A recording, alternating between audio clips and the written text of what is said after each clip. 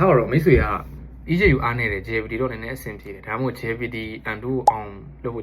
ခတ်နေတယ် EJU ကျတော့ကျွန်တော်တို့အမှတ်200ကျော်လောက်ဂျပန်စာကိုယူနိုင်နေဆိုရင်အဲ့လိုမျိုးကျွန်တော်တို့ဘယ်ဟာနဲ့ဘယ်လိုမျိုး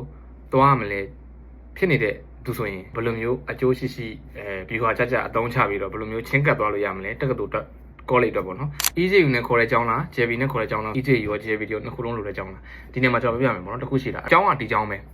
တစ်ကြောင်းပဲပေါ့နော်ဒီအကြောင်းပဲဒီမေဂျာနဲ့ဒီမေဂျာပဲဒါပေမဲ့အဲ့အကြောင်းကကျွန်တော်3ချိန်ခေါ်တယ်ပေါ့နော်နှစ်တစ်နှစ်မှာ3ချိန်ခေါ်တယ်အဲ့3ချိန်မှာပထမအချိန်မှာထားပါတော့ JPT နဲ့ကျွန်တော်တို့ interview နဲ့ဝင်လို့ရတယ်ဒုတိယအချိန်မှာကျွန်တော်တို့ EJU ရယ် interview ရယ်ဒါအဲ့လိုမျိုးပေါ့နော်တတိယအချိန်ကျရင် EJU တို့ဒီရှောင်းလုံးပုံလို့ခေါ်တဲ့စာရေးစာပုံရေးတယ်ပေါ့နော်အဲ့လိုပြောရမယ်ဆိုရင်အဲ့လိုမျိုးတွေပုံစံမတူဘဲနဲ့ခေါ်တဲ့အကြောင်းရှိတယ်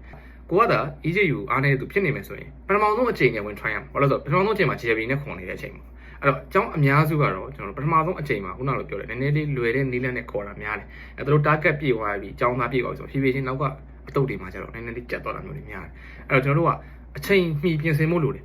အဲ့လိုအကြောင်းနေဆိုရင်ပထမဆုံးအတုတ်နဲ့ခေါ်တဲ့အကြောင်းဆိုရင်9လပိုင်း10လပိုင်းလောက်ဆိုတော့လာတော့မှာပြသေးတယ်နောက်နှစ်အတွက်ဆိုရင်အဲ့တော့အချိန်အဲ့လောက်ဆွဲလို့မရဘူးမျိုးပုံကောင်းတယ်မဟုတ်ဘူးဆိုရင်လေအဲ့တော့ကိုကသွားချင်မှရက်နဲ့ပထမဆုံးအတုတ်ကိုကျွန်တော်မှတ်မိလိုက်တာတော့ဘာလို့သူခေါ်တဲ့အတုတ်ကိုပေါ့နော် intake ကိုပြောမှာဒီရှင်းကကုကိုဆိုမှကျွန်တော် lesson 4မှာထည့်ပေးထားပါတယ် EJU JPT ကိုသုံးပြီးတော့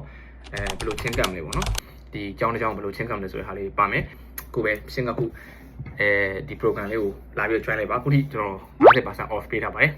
အောင်ကျေးဇူးပါတယ်ချင်းနာမီနီကျွန်တော်အခုဒီ program ဝယ်သွားတဲ့သူတွေပေါ့နော်ကြောက်ချင်းနေတိုင်းအများကြီးကျေးဇူးတင်ပါတယ်အဲ့တော့